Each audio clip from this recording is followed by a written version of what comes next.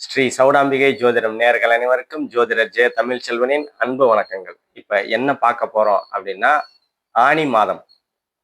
ஆனி மாதத்திற்கு உண்டான பொது பலன்களை நம்ம பார்க்க போறோம். ஆனி மாதம் அப்படின்னா சூரியன் சூரியன் வந்து மிதுன ராசி, அதாவது புதனோட மிதுன ராசிக்கு வர்றதுதான் ஆனி மாதம் அப்படின்னு நம்ம சொல்றோம்.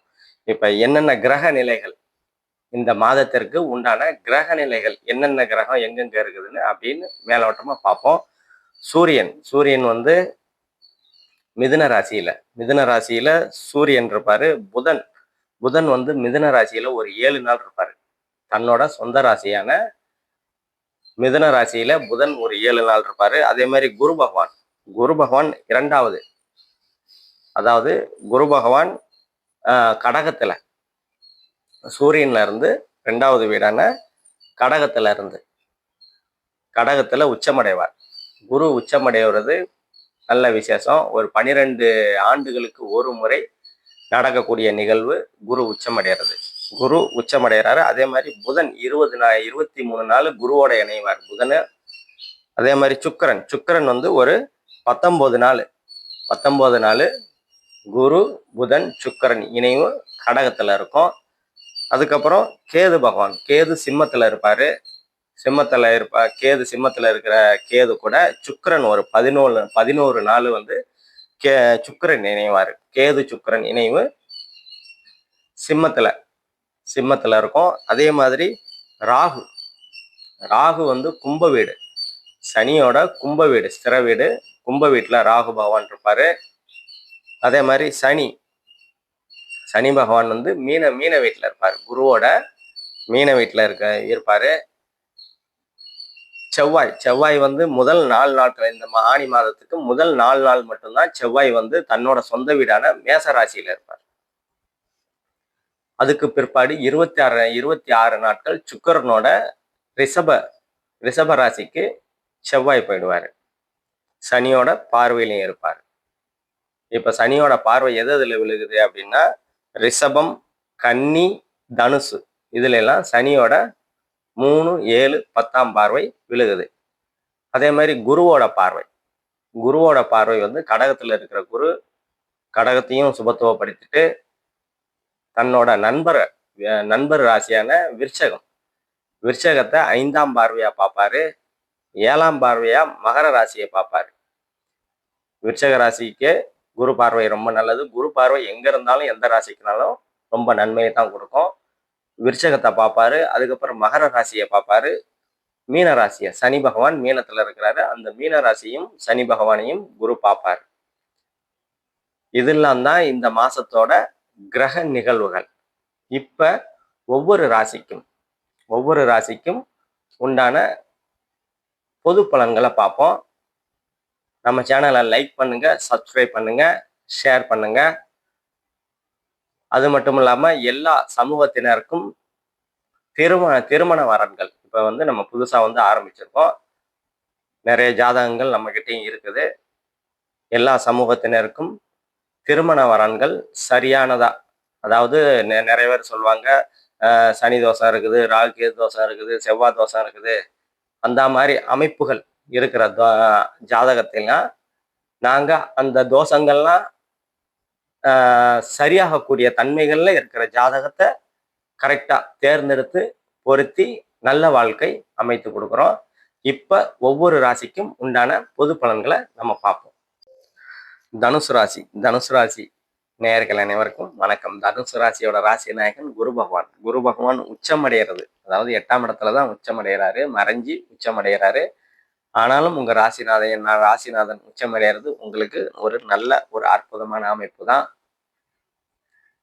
தன்னம்பிக்கை, தைரியம், உற்சாகம் எல்லாமே வந்து கிடைக்கக்கூடிய ஒரு நல்ல அமைப்புகள் இந்த காலகட்டத்தில் உங்களுக்கு இருக்கும். அதே மாதிரி உங்க ராசிக்கு 2ஆம் இடத்தை பார்ப்பாரு குரு பகவான். உங்க ராசிக்கு 2ஆம் இடத்தை, 8ஆம் இடத்துல இருந்து 2ஆம் இடத்தை பார்க்கறதுனால பயணங்களால் அனுகூலங்கள், ஆதாயங்கள் கண்டிப்பா இருக்கும். தொலைதூரம், அதாவது பிறந்த ஊரை விட்டு ஒரு 400-500 கிலோமீட்டர் தாண்டக்கூடிய அமைப்புகள் இந்த காலகட்டத்தில் உங்களுக்கு நல்ல விதமாவே இருக்கும். அதனால ஒரு பொருளாதார முன்னேற்ற அமைப்புகள் நல்ல விதமா இருக்கும். அதே மாதிரி உங்க ராசிக்கு 3ஆம் இடத்துல ராகு இருப்பாரு. தம்பி தங்கைகள் மூலியமா கொஞ்சம் மனக்கசப்புகள், கருத்து வேறுபாடுகள் இருக்க தான் செய்யும். ஆனாலும் அது சரியாகக்கூடிய அமைப்புகள்ல சுக்கிரன் ஒன்பதாம் இடத்துல இருக்கிற சுக்கிரன் 3ஆம் பார்வையா ராகுவை பார்க்கும்போது பெரிய அளவுகள் பாதிப்புகள் ஏற்படாது. அதெல்லாம் சரியாகக்கூடிய அமைப்புகள் உங்களுக்கு கண்டிப்பா இருக்கும். அதே மாதிரி உங்க ராசிக்கு 4ஆம் இடத்துல சனி பகவான் இருக்கிறாரு. தாய், வீடு, வாகனம், கல்வின்னு சொல்லுவோம்.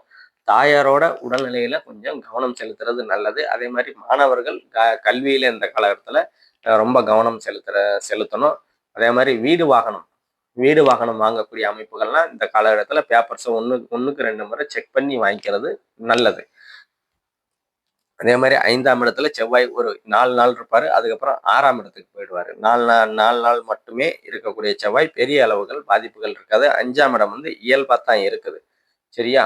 முதல் 4 நாளுக்கு பிற்பாடு உங்களுக்கு 5ஆம் இடம் இயல்பா இருக்கிறதுனால குழந்தைகள் மூலியமா அனுகூலங்கள், ஆதாயங்கள் இருக்கும்.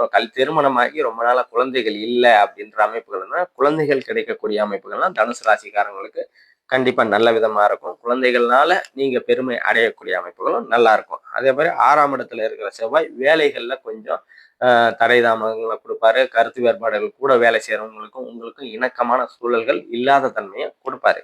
அதெல்லாம் வந்து சரியாகக்கூடிய அமைப்புகள் வந்து சரியாகக்கூடிய அமைப்புகள்ல தான் இருக்கும். ஏன்னா உங்க ராசிநாதன் எதனா பிரச்சனைகள் இருந்தாலும் அதை சமாளிக்கக்கூடிய அமைப்புகள் உங்க ராசிநாதன் வந்து குரு உச்சம் அடைகிறது ஒரு நன்மை தான்.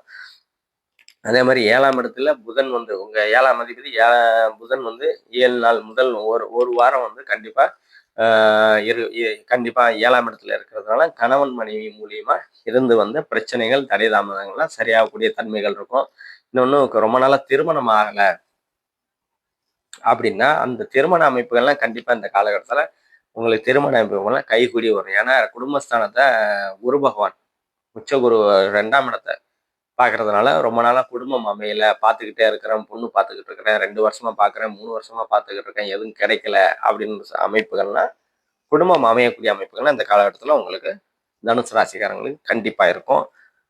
அதே மாதிரி 9ஆம் இடத்துல கேது பகவான் இருக்கிறாரு. தந்தை தந்தை ஸ்தானம், தந்தை ஸ்தானத்துல பாக்கியஸ்தானத்துல இருக்கிற கேது பகவான் வந்து கொடுத்து வந்த தடை தாமதங்களை சுக்கிரன் ஒரு 11 நாள் வந்து சுக்கிர இணைவு இருக்கிறதுனால அந்த தந்தை சார்ந்த அமைப்புகள்லாம் கொஞ்சம் சரியாகக்கூடிய அமைப்புகள் தனுசு ராசிக்காரங்களுக்கு கண்டிப்பா நல்ல விதமாவே இருக்கும்.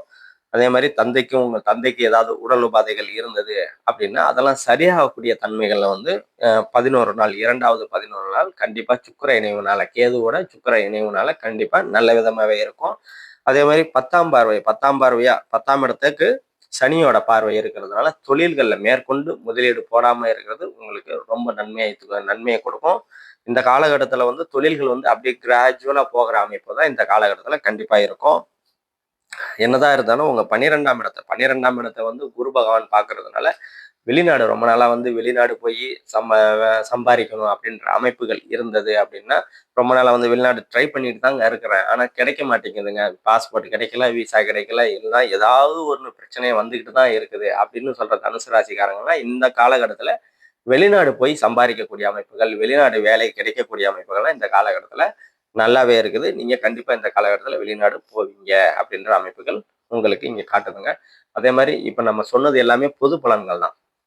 துல்லியமான பலன்கள் வேணும் அப்படின்னா உங்களோட பிறந்த நாள், நேரம், இடம் இந்த 3யும் கொடுத்தீங்கன்னா தெளிவா துல்லியமான பலன்கள் என்ன நடந்தது, என்ன நடந்துகிட்டு இருக்குது, என்ன நடக்க போகுது அப்படின்ற 3 அமைப்புகளையும் தசாபுக்தி அடிப்படையில தெளிவா சொல்லலாம். கீழே உள்ள நம்பரை கான்டாக்ட் பண்ணுங்க. நன்றி, வணக்கம்.